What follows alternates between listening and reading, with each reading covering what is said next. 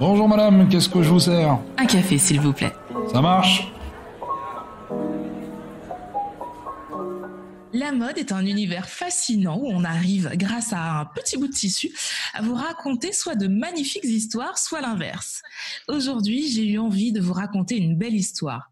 L'histoire un peu folle d'une femme qui a eu envie de mettre les deux pieds dans ce monde où ceux qui dictent les codes s'appellent Balmain, Dior ou encore Chanel. Il faut du cran et beaucoup de courage pour avoir envie de redéfinir ces codes d'un autre âge. C'est pour cette raison que j'ai eu envie d'inviter Lauriane de la marque Auria Paris, une marque éco-responsable et engagée qui redéfinit le blazer féminin. Tu as envie de changer ta façon de faire, d'impacter le monde, mais tu ne sais pas comment y arriver. Je suis Tia, Brown Sugar and Touche à Tout, qui pense que les gens qui brillent n'éteignent pas les autres. Et autour d'une tasse de café, je t'emmène découvrir ces étoiles. Des gens qui, à travers leur parcours et leur histoire, partagent d'autres façons de vivre, de faire, de consommer, de penser, mais surtout changent les choses. N'hésite pas à t'abonner, commenter, noter et partager ce podcast pour m'aider à le faire découvrir. Bienvenue dans ma pause café avec Tia. Bonjour Lauriane. Bonjour Tia. Merci d'être là avec nous pour cette pause. Merci de me recevoir, c'est top. Alors, on va commencer par une question très facile, mais voilà, pour nous mettre dans l'ambiance. Toi, t'es plutôt thé ou café? Je suis thé, jamais de café. C'est vrai? D'accord. Bon, allez, Ouais. ça me va. Ce sera une pause thé. Alors, pour qu'on puisse comprendre un petit peu la femme que tu es aujourd'hui, on va quand même remonter un petit peu le temps. T'étais quel style de petite fille? Est-ce que t'étais celle qui cousait les vêtements de ses poupées ou alors pas du tout, plutôt garçon manqué? T'étais comment, petite? J'étais un petit peu garçon manqué, mais pas tout à fait. J'étais plutôt touche à tout, artistique. J'adorais faire des petites maquettes, offrir des cadeaux autour de moi, et surtout, j'étais très créative dans le sens, j'aimais beaucoup la danse. J'en ai fait pendant longtemps. Donc voilà, plutôt discrète, mais pas trop. Il y avait un Plutôt juste garçon manqué, ouais. Ouais, voilà, c'est ça, exactement. Comment se sont passées tes études et ton entrée dans la vie active? Alors moi, mes études sont plutôt bien passées, mais j'ai toujours travaillé parce que je viens d'un milieu assez modeste. Donc pour moi, c'était essentiel de faire des études. Je pensais déjà à l'avenir. Je savais pas trop sur quoi m'orienter, mais j'étais toujours attirée par les langues. Du coup, je me suis centrée vraiment sur le commerce international et sur la langue japonaise. Donc j'ai fait une fac de japonais à Paris également. Génial. Ouais, plutôt cool. Et à côté de ça, j'avais déjà une petite envie d'intégrer le monde du textile, et du coup, après mon master 1, j'ai arrêté mes études, pour plutôt me consacrer sur une expérience vraiment terrain. Donc j'ai intégré le groupe Inditex, donc la marque Zara, pendant 1 an pour travailler. Puis après, je me suis spécialisée, j'ai repris mes études en alternance et je me suis spécialisée sur le marketing du luxe en alternance au sein du Swatch Group France, donc le premier groupe horloger au monde. Ah oui, quand même. Oui. Quand même. Non, c'est super intéressant. Alors, donc, la mode remonte quand même à un petit moment, quoi. T'es pas arrivé dedans il y a 2 jours. Ça fait quand même un moment que tu berces dans le milieu.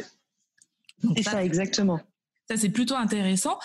À l'époque où tu commences à travailler chez Zara, quel est ton regard, justement, sur la mode? Alors mon regard, il était un petit peu similaire à tout le monde. C'était plutôt un regard quand on arrive, on a beaucoup de rêves, d'ambition. J'avais vraiment, je suis quelqu'un de nature très curieuse, donc j'adore apprendre des choses. Et là, j'avais vraiment envie de découvrir comment était fait un vêtement, les matières, les collections, l'ambiance, tout ce qui a un attrait artistique, un peu stylistique aussi. Et du coup, un petit peu comme tout le monde, en plus, surtout à l'époque, j'étais étudiante et je travaillais à côté à temps partiel pour payer mes études. Donc, budget plutôt limité. Donc, pour moi, intégrer Zara, c'était à l'époque quelque chose de plutôt cool et un super apprentissage avec des super équipes. Et la haute couture, tu voyais ça comment à l'époque? Alors, j'ai toujours aimé la haute couture parce que j'aime les belles choses, j'aime le luxe. D'ailleurs, j'ai fait du coup ma spécialisation en marketing du luxe. Après, pour moi, c'était quelque chose d'un peu inatteignable. Justement, à mon petit niveau, ça me paraissait assez inatteignable, même si c'était quelque chose que je visais. Et du coup, je l'ai intégré pas forcément sur le textile, mais plutôt sur le Swatch Group France, puisque j'ai travaillé notamment en stage pour Balmain Swiss Watches, donc la licence de montre Balmain. D'accord. Est-ce Voilà. que à cette époque, tu avais une notion d'écologie ou est-ce que ça te parlait ou pas du tout? Pas du tout. Je pense que j'étais un petit peu comme tout le monde. J'avais une certaine notion de l'écologie dans le sens, voilà, je savais que j'étais sur un groupe qui produisait très vite et beaucoup. Voilà, production de masse. Tout ça, je l'avais un petit peu, mais après, j'avais pas une orientation éco-responsable et assez consciente à ce moment-là, en fait. Et à quel moment, quel a été le déclencheur de justement de cet état d'esprit éco-responsable? Pour moi, je dirais, c'est ensuite quand j'ai intégré mon dernier emploi, donc sur lequel j'ai eu ma plus grosse expérience, où j'étais chef de projet packaging textile, donc pour toutes les marques de luxe, cosmétiques, parfums, vins et spiritueux. Donc, c'est-à-dire tous les ornements textiles que tu peux retrouver sur les coffrets à Noël ou sur les flacons de parfums. Pour un exemple. Donc, c'était vraiment une expérience hyper enrichissante. Mais du coup, c'est arrivé en même temps une prise de conscience éco-responsable puisque c'était produire beaucoup pour de l'éphémère et surtout à l'autre bout du monde, puisque moi, c'est une société qui était détenue par deux frères, deux actionnaires chinois. Un qui vit toujours en Chine et qui est propriétaire de l'usine principale, et son frère qui a développé le groupe et qui est aux États-Unis. Et du coup, je trouvais ça un petit peu dommage après un certain temps de voir déjà, je dirais, toute l'implication de ces grandes marques qui ont une grosse influence pour des périodes certes hyper importantes pour elles en termes commerciaux, c'est-à-dire les périodes de Noël, de Saint-Valentin. Mais du coup, je trouvais ça un petit peu dommage et de plus en plus contraignant même, et vraiment difficilement justifiable de produire autant de choses pour des événements éphémères et surtout à l'autre bout du monde, et de tout importer par avion toutes les semaines. Enfin voilà, l'impact écologique me paraissait complètement absurde. Ouais. Voilà. Donc c'est vraiment ça qui a développé ma conscience éco-responsable, c'est ça. Tu réalises ça, donc tu travailles dans un milieu qui produit énormément.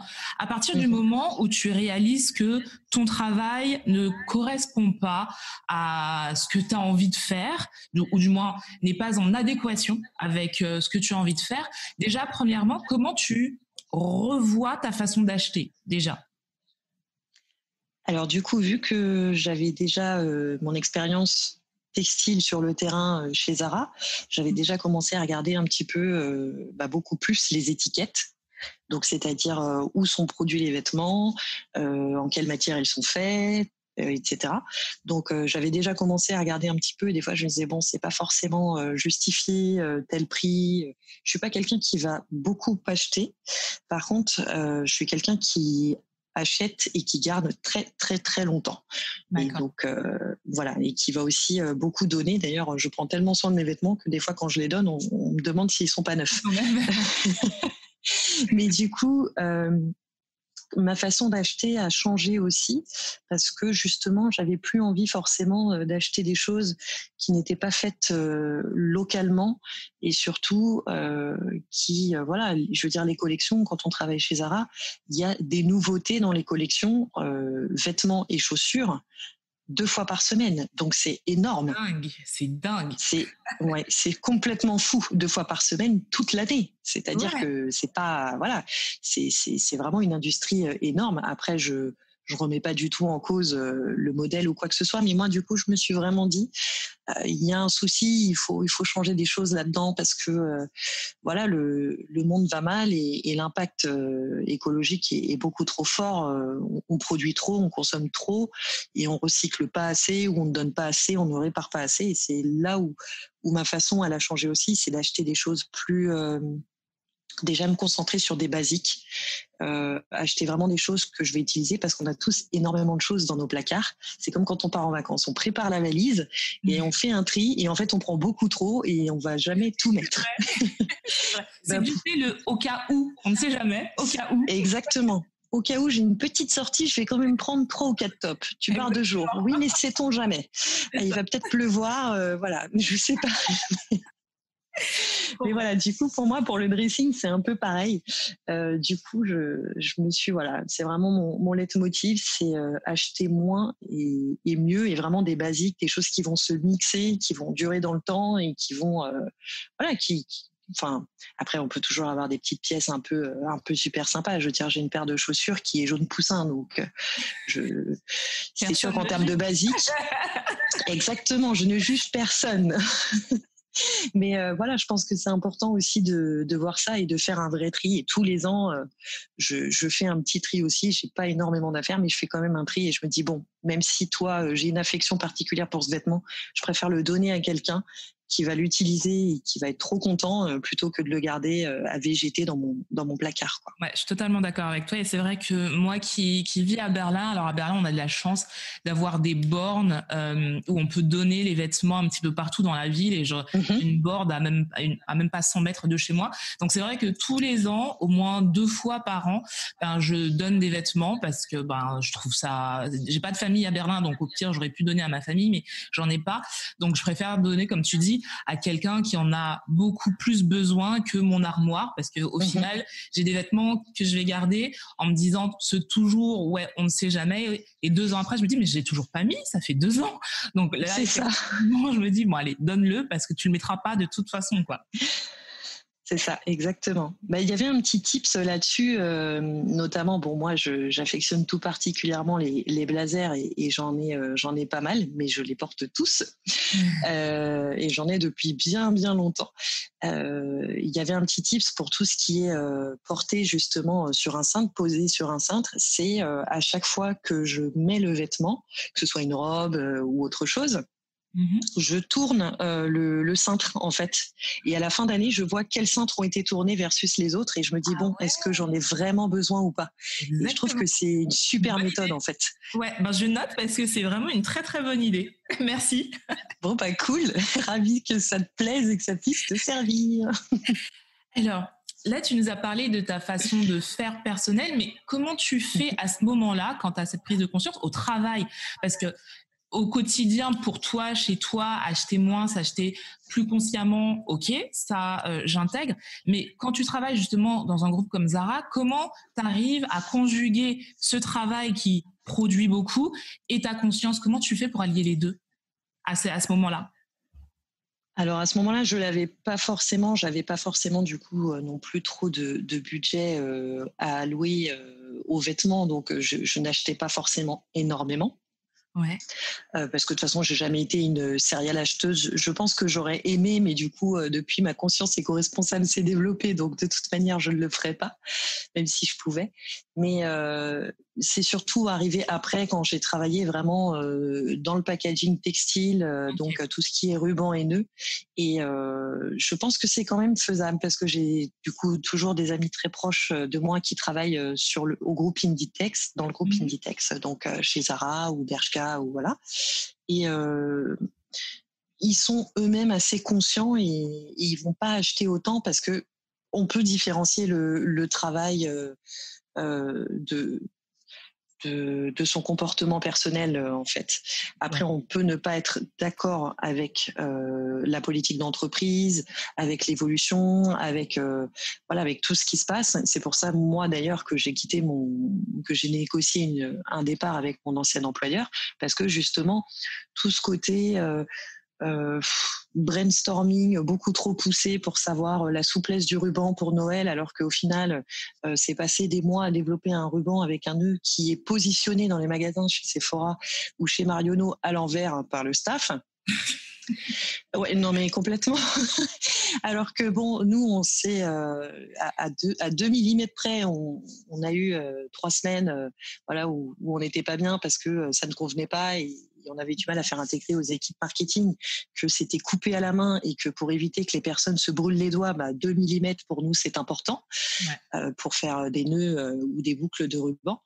Voilà, c'est ce qui moi m'a poussé après à partir, parce que j'étais plus en accord justement avec l'éco-responsabilité, avec ma manière de voir les choses, et j'avais envie de changer les choses. C'est là où j'ai pris ma responsabilité et je me suis dit bon, c'est pas possible, je peux plus continuer, le travail que je fais est génial, mais ça correspond plus à mes valeurs, donc il faut que je change. Voilà. Et justement, comme tu le dis, tu changes en créant carrément ta marque. Ouais. Alors moi, je trouve ça énorme. Je suis toujours bluffée par des gens qui se disent, bon, écoute, aujourd'hui, ce que je fais, ça ne me plaît plus, c'est plus en adéquation avec la personne que je suis. Donc, je vais créer ou je vais faire quelque chose qui me correspond. Je suis toujours bluffée parce que je trouve ça tellement courageux, surtout actuellement où on sait que quand même l'économie n'est pas forcément au beau fixe, où les choses sont quand même assez difficiles à mettre en place. Toi, tu as le cran de dire non, j'ose, je crée ma marque. Est-ce que tu peux nous parler d'Oria Paris? Alors, je veux bien et avec grand plaisir parler d'Oria Paris.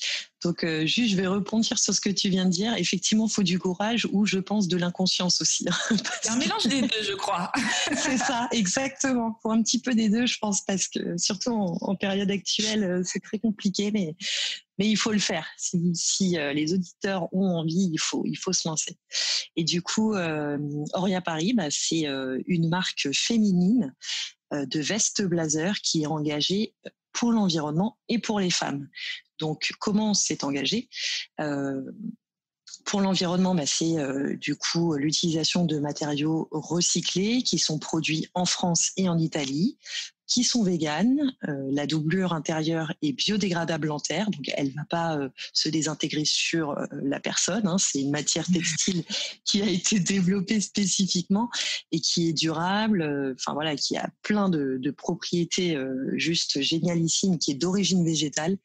Et c'est un engagement aussi pour une économie circulaire, donc une production en Europe de l'Ouest uniquement, pour la transparence, pour un prix juste, et surtout, pourquoi un engagement pour les femmes? Déjà, c'est une marque qui est inclusive, elle est disponible du XS au XXL, parce que la mode aussi, c'est pas que du S au L, il y a toutes les morphologies, et c'est bien de pouvoir répondre à ça aussi. Parce que tout le monde peut avoir du style, ou en tout cas avoir envie d'avoir son propre style et pouvoir accéder à des marques qui leur proposent ça.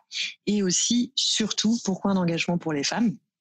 Mais en fait, il y a une étude en 2018 qui est sortie et qui m'a donné en fait ce déclic, présentant le manque de poches fonctionnelles pour les femmes. Donc, c'est-à-dire qu'elle présentait sur une étude de plusieurs marques de jeans, c'est une étude qui est disponible en anglais, que seulement 10% des poches de jeans pour les femmes pouvaient contenir une main de taille moyenne, contre 100% pour les hommes. Donc, c'est-à-dire que, c'est dingue, mais en fait, c'est hyper évident parce que dis-nous pourquoi, parce que les vestes.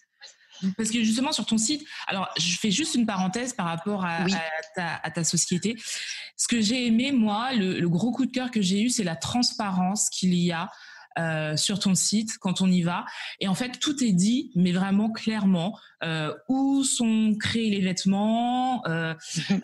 Tout est vraiment très très clair. Et c'est vrai que il manque très très très souvent cette transparence au niveau des marques qui se disent éco-responsables.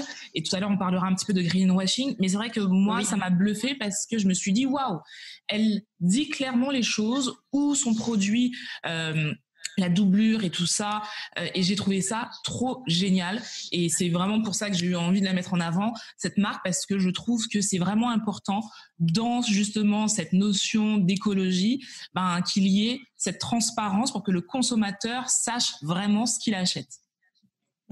Je suis entièrement d'accord avec toi, et c'est aussi, ça fait partie de mes valeurs en tant que personne. Déjà, c'est la transparence, et je suis quelqu'un de très sincère, de peut-être parfois un peu trop naïve, c'est-à-dire que je vais toujours essayer de voir le bon dans chacun, et c'est ce que j'attends d'une marque en fait, et c'est pour ça que j'ai voulu aussi créer la mienne. C'est parce que je n'ai rien à cacher, et ma marque n'a rien à cacher, et au contraire, je trouve que on a beaucoup plus confiance et on a beaucoup plus envie peut-être d'acheter dans une marque et de soutenir une marque comme la mienne, parce que justement il y a cette transparence. Parce que moi, si demain on me demande le nom de l'atelier au Portugal, je le donne avec grand plaisir. Alors peut-être que ça donnera des idées à des confrères et des consoeurs pour développer leur marque là-bas aussi, mais c'est pas grave. Je veux dire, tu seras une source d'inspiration.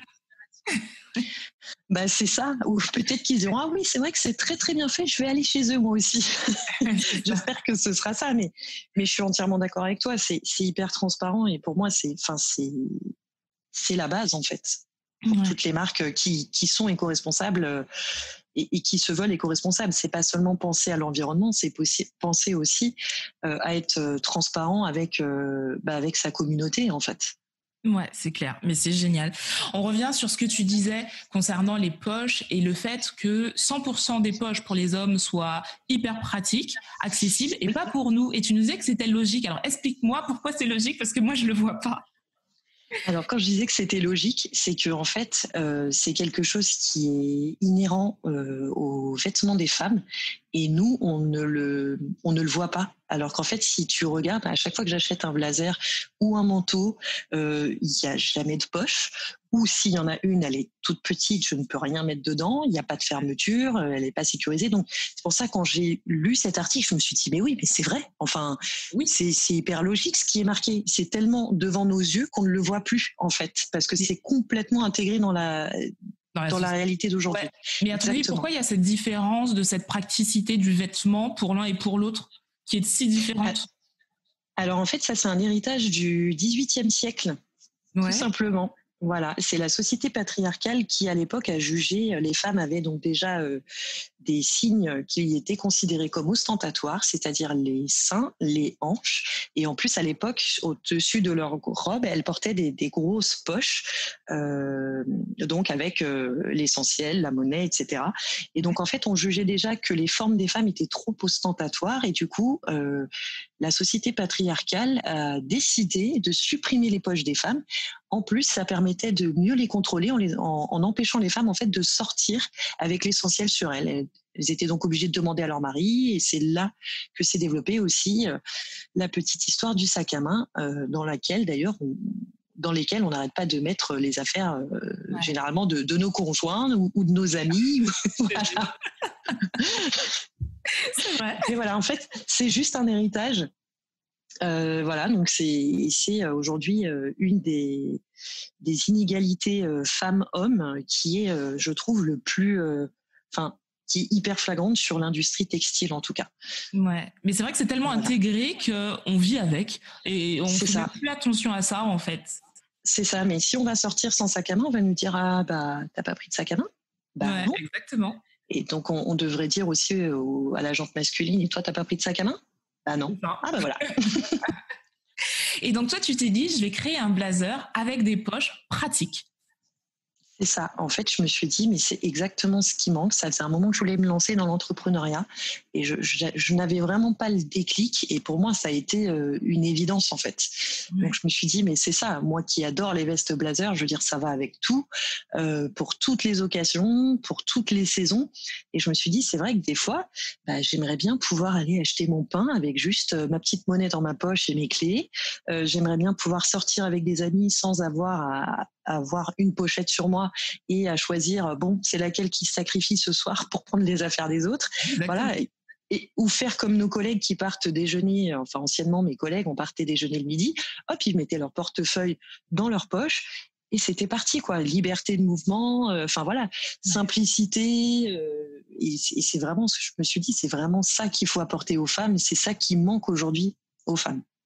Et en plus, moi, ce que j'aime bien dans le concept de ton blazer, c'est que ça reste féminin. C'est-à-dire que tu t'es pas dit, je vais créer une veste d'homme pour femme. C'est vraiment une veste pour femme, mais avec ce côté pratique de la poche.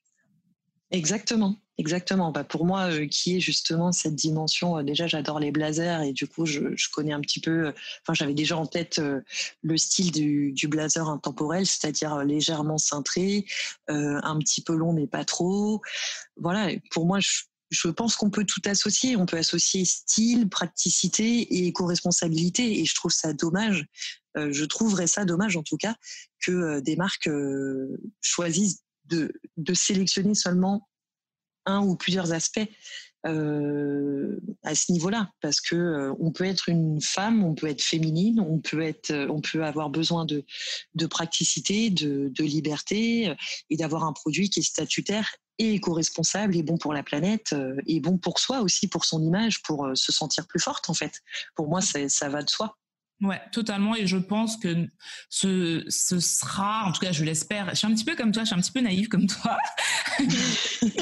j'espère que ce sera vraiment l'entreprise de demain. C'est-à-dire que demain, quelqu'un comme toi qui veut créer une boîte, peu importe dans quel secteur, et cette cohérence de se dire c'est un ensemble aujourd'hui. Si je crée un truc, c'est un ensemble et il y a tous ces paramètres, que ce soit l'écologie, que ce soit l'humain, que voilà, il y a tous ces paramètres à prendre en compte et pas que se faire de l'argent. Et j'ai vraiment envie que les gens se disent bah oui, l'entreprise de demain, c'est ça. C'est exactement ça. Et je pense que là, avec la situation actuelle, c'est justement, il y a de plus en plus de personnes qui se lancent, justement parce qu'ils se rendent compte que là où ils sont, ils n'ont pas ça, en fait, et que c'est essentiel. Ouais, clairement. Est-ce que Auria Paris, ça a été ta première structure que tu as créée, ta première boîte? Alors, en termes d'entreprise, oui, c'est la première. Après, moi, j'avais créé il y a quelques années une association de danse, par contre. Voilà. Okay. Donc, non, mais ça compte. Bah oui, ça compte aussi, mais voilà, c'était une association de danse avec des amis de toujours que j'ai rencontrés à la danse et que je côtoie encore aujourd'hui depuis maintenant 30 ans et c'était une belle aventure également. Mais en termes... Quel style de danse comme ça, juste pour rebondir dessus? J'adore la danse. Alors, je vais employer le terme modern jazz, mais en fait, il paraît que c'est un terme qui n'existe pas vraiment. Donc, mais je pense que c'est le plus commun. Donc, je dirais modern jazz. Il y avait un petit peu de alors je pense qu'on doit avoir à peu près le même âge parce que je sais de quoi tu parles. D'accord. Super. Ça me rassure. Je sais de quoi tu parles. J'en ai fait justement plus jeune. Donc, c'est bon. Je situe un petit peu nos âges.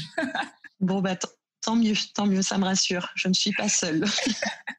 Alors, le monde de l'entrepreneuriat, c'est un monde qui est très complexe. Tout le monde veut essayer de créer son business parce que voilà, c'est très à la mode. Est-ce que le monde de l'entrepreneuriat, mais éco-responsable, c'est autant complexe, voire plus complexe, à ton avis, qu'une entreprise lambda? Et si oui, pourquoi? Pour toi, qu'est-ce qui a été le plus difficile à mettre en place dans ta société? Alors, je dirais que oui, tout simplement parce que c'est... je vais pas dire que... Je vais appeler ça un mouvement. C'est un mouvement qui prend de plus en plus d'ampleur ces derniers temps. Donc qui touche de plus en plus de personnes et pour ça c'est super, c'est génial.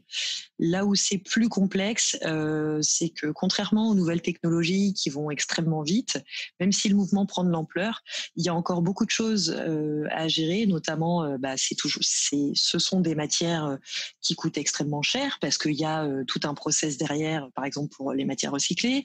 Ce sont des partenaires qui sont locaux, donc c'est-à-dire en France pour moi et au Portugal, et donc mine de rien il y a des coûts derrière de confection qui sont énormes, et c'est là où c'est plus compliqué, c'est que même si on aimerait faire des choses qui soient disponibles au plus grand nombre en termes de prix, se lancer dans la mode éco-responsable, beaucoup essayent, ils vont plutôt faire des choses assez basiques comme des t-shirts, des pulls, pour avoir un rapport qualité-prix assez accessible au plus grand nombre, c'est-à-dire en dessous de la barre des 100 euros.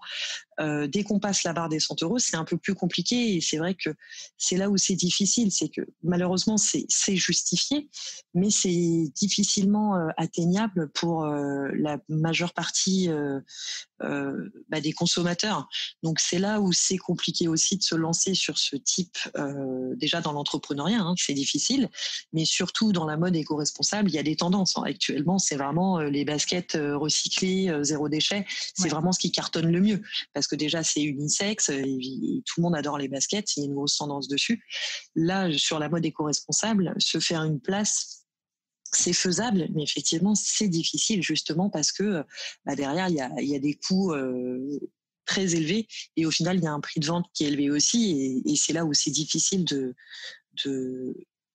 pouvoir avoir un soutien de la part du plus grand nombre de personnes. Les gens souhaiteraient acheter, mais c'est comme quand on va à la banque, on nous dit vous avez un budget de 150 000 euros pour acheter, et en fait on regarde la villa qui est là et qui en vaut 300. On se dit bon elle est jolie, mais malheureusement c'est pas dans mes moyens actuellement. C'est un peu ça, voilà. Mais c'est vrai parce que j'en parlais justement avec une femme que j'ai interviewée la semaine dernière, et on parlait de cette notion d'argent concernant l'éco-responsabilité, et c'est vrai qu'il y a certaines personnes qui comprennent pas les prix qui sont faits dans tout ce qui est éthique, que ce soit la mode, les cosmétiques, tout ça. Mais c'est vrai que ça a un coût, en fait. Ça a un coût quand on veut que les produits soient de bonne qualité, quand on paye les gens qui font ces produits de manière décente. Forcément, ça a un coût. Alors, c'est vrai qu'on a comme échelle de valeur toutes ces grandes marques qui font des choses à rabais. Mais derrière, si on regarde comment sont faites ces choses, c'est pas très glorieux. Donc, je peux comprendre que les gens n'aient pas forcément les moyens pour, et ça, je le comprends totalement. Tout le monde ne peut pas se payer une veste à 150 euros, par exemple. Mais c'est vrai que, à côté de ça, j'ai envie de dire, on peut aussi voir les choses différemment, c'est-à-dire au lieu peut-être d'acheter toutes les semaines, peut-être acheter moins, mais acheter mieux. Et c'est une façon, c'est un angle différent, c'est un point de vue différent, mais on peut aussi essayer comme ça. Alors, je dis pas que du jour au lendemain ce sera facile, parce que ce sont des modes de consommation qui sont ancrés depuis très très très longtemps, mais de temps en temps commencer en se disant bon, voilà, je vais diminuer un petit peu mes achats dans la fast fashion et puis m'acheter une belle pièce faite dans d'une marque éthique. Elle coûtera plus cher, mais au moins elle va me durer plus longtemps. Elle sera de bonne qualité et les gens qui ont fait cette pièce seront bien payés. Donc, je me dis que ça peut aussi être une façon de voir les choses. Exactement.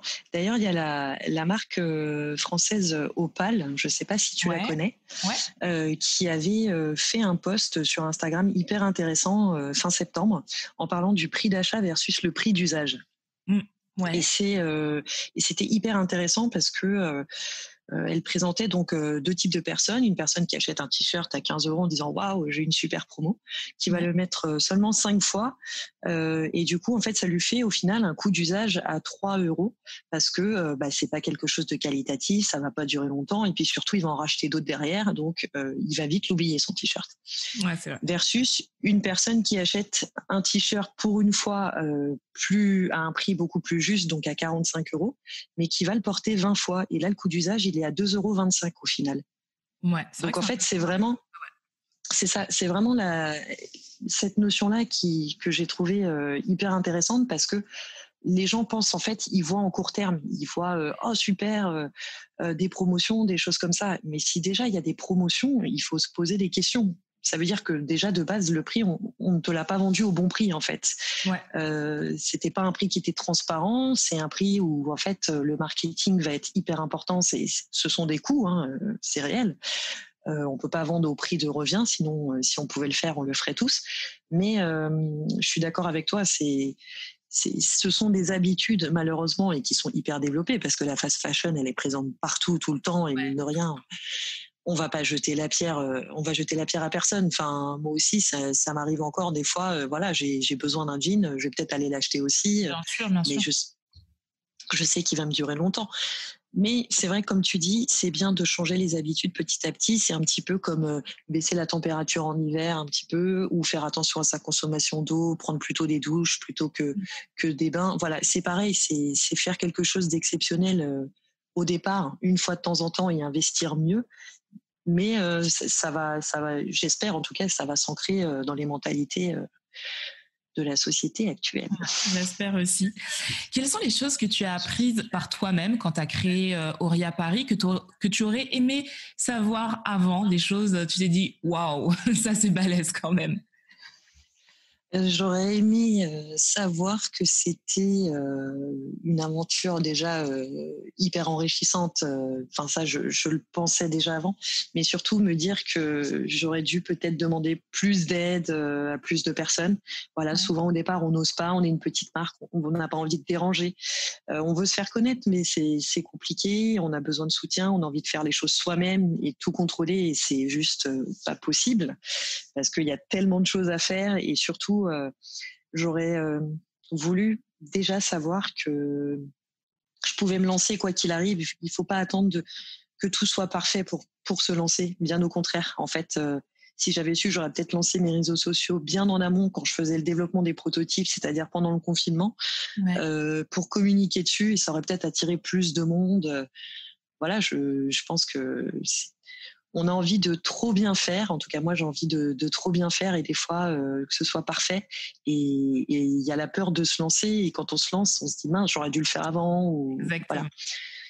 Ouais, non, je comprends totalement. Ça. Je suis comme ça, mais c'est vrai que, alors, ça part d'un bon sentiment, c'est vrai, mais on perd du temps à peut-être chercher une perfection qui n'existera de toute façon pas.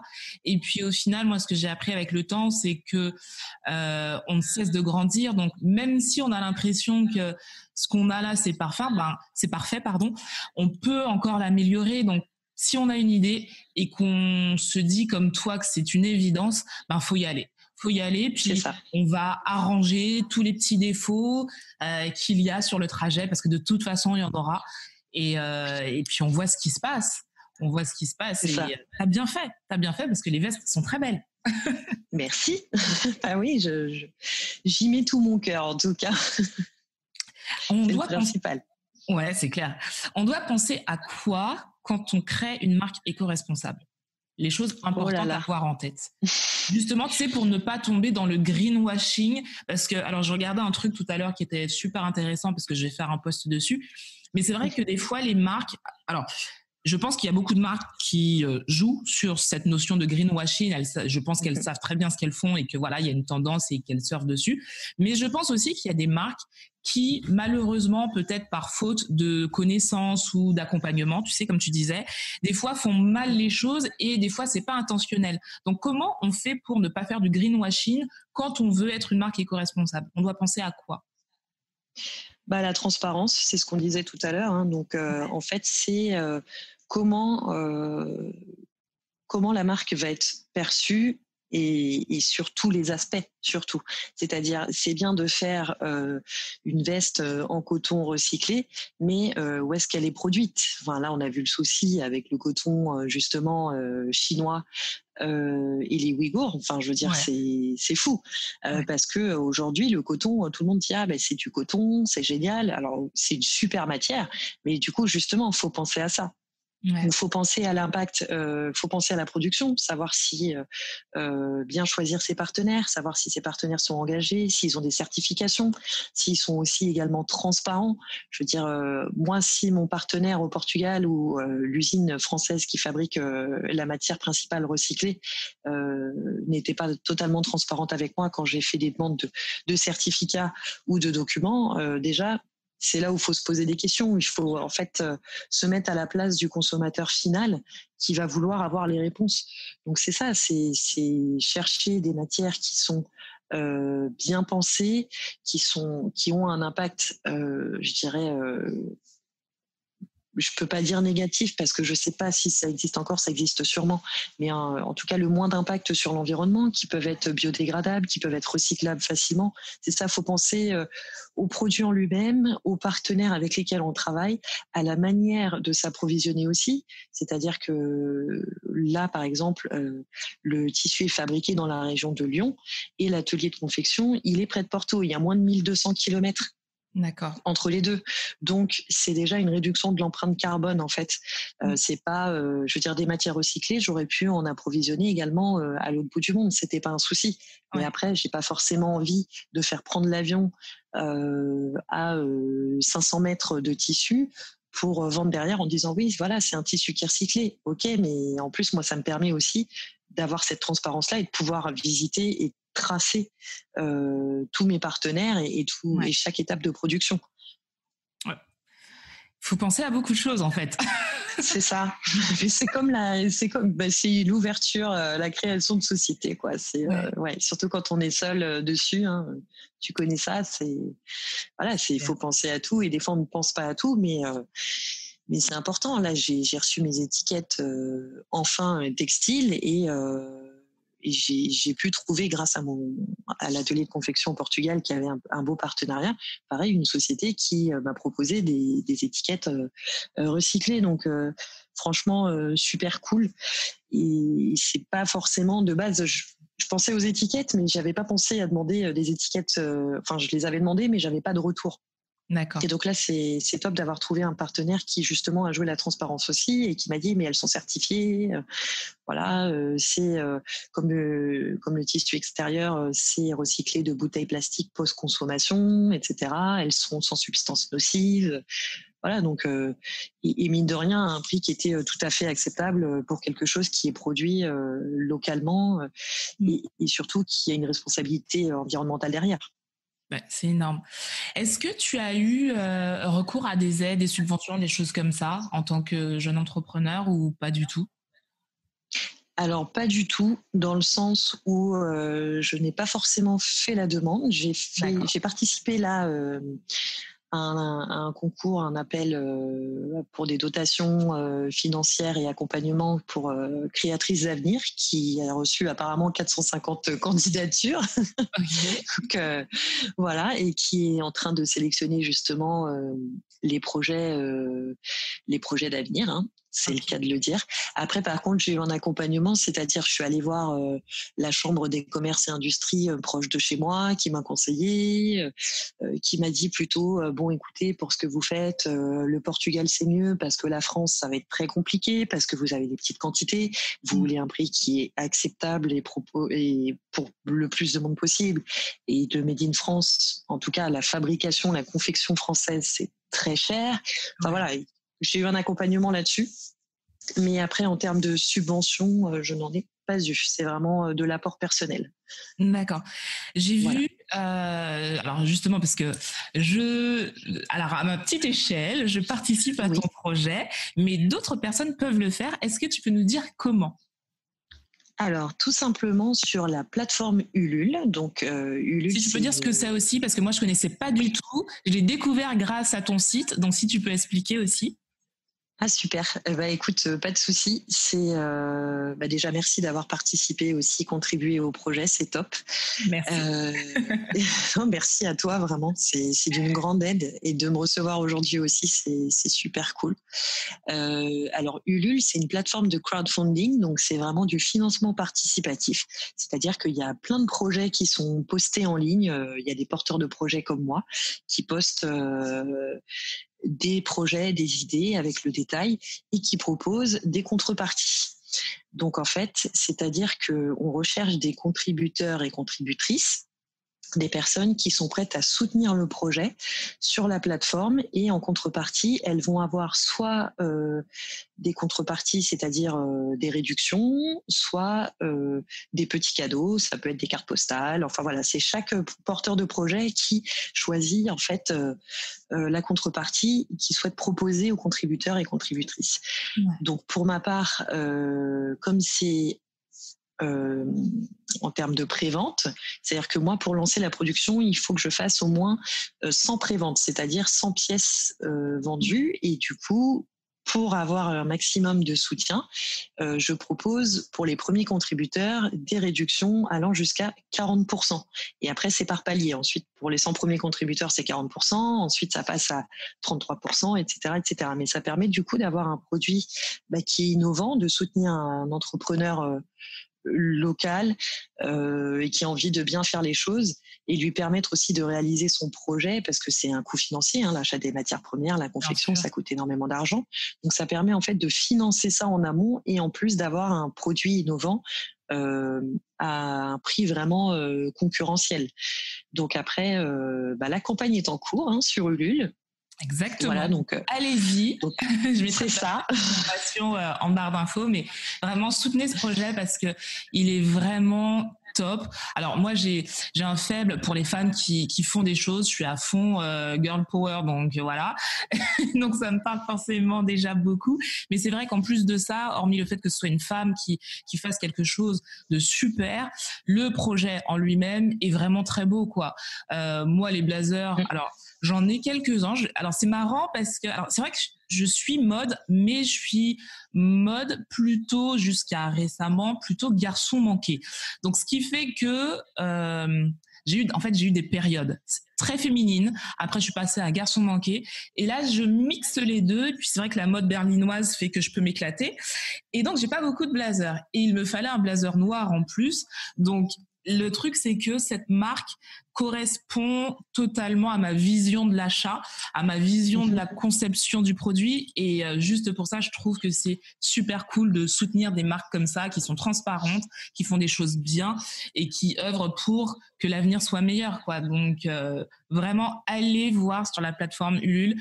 Et si vous pouvez, financièrement, allez-y, soutenez Oria Paris. Vraiment. Ouais.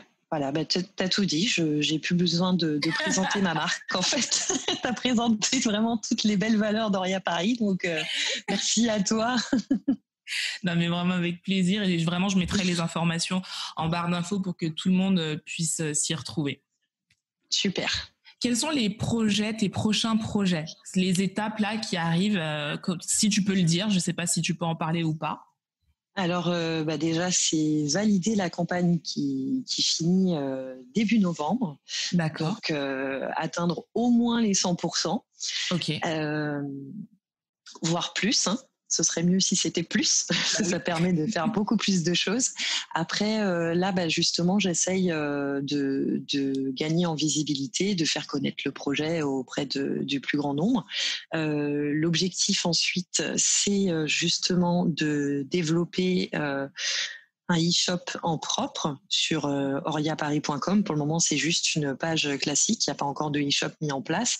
C'est pouvoir développer des nouveaux blazers avec toujours beaucoup de style, de l'éco-responsabilité, des matières peut-être plus naturelles et toujours des poches. Et aussi développer un bureau en fait pour avoir du soutien, faire un appel de fonds pour des investisseurs pour avoir du soutien et pouvoir développer la marque et aussi étendre la gamme sur j'aimerais beaucoup sur des manteaux et éventuellement sur des bas aussi, sur des pantalons, sur des jeans avec des vraies poches quoi.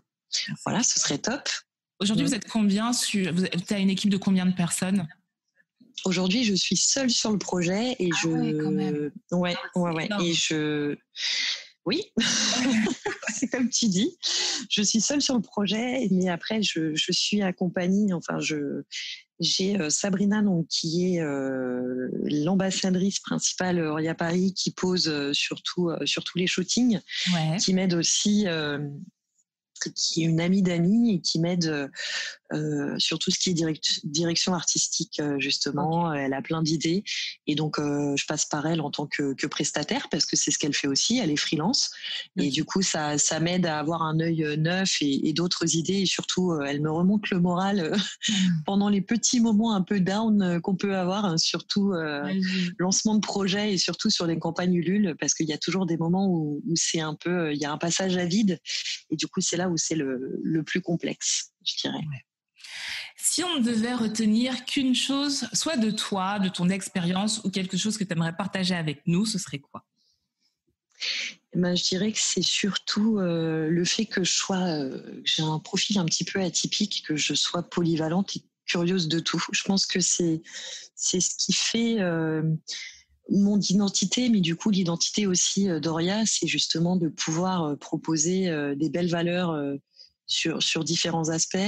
C'est l'envie d'aider les femmes. Voilà, c'est vraiment la vision d'un monde meilleur pour demain. Et je pense que c'est mon parcours un petit peu atypique parce que voilà, j'ai fait une fac de japonais, j'ai travaillé dans le textile, j'ai travaillé pendant toutes mes études, j'ai fait du commerce international. Je pense que c'est ça qui m'a donné le goût pour l'humain aujourd'hui et pour l'envie de changer les choses. Et c'est vraiment cette polyvalence qui me permet de me lancer tout simplement et d'essayer de faire le plus de choses possible, même si des fois je suis débordée, le plus souvent d'ailleurs. Et voilà, c'est un peu ça quoi. D'accord. En tout cas, merci pour ce moment passé avec nous. C'était vraiment super agréable. Merci de nous avoir fait découvrir ton univers et ta marque Oria Paris. Merci à toi surtout de m'avoir reçu et de m'avoir accordé ton temps sur ce beau podcast. Franchement, merci beaucoup. Pour vous qui nous écoutez, donc comme je vous ai dit, je vous mettrai toutes les informations pour soutenir cette marque en barre d'informations.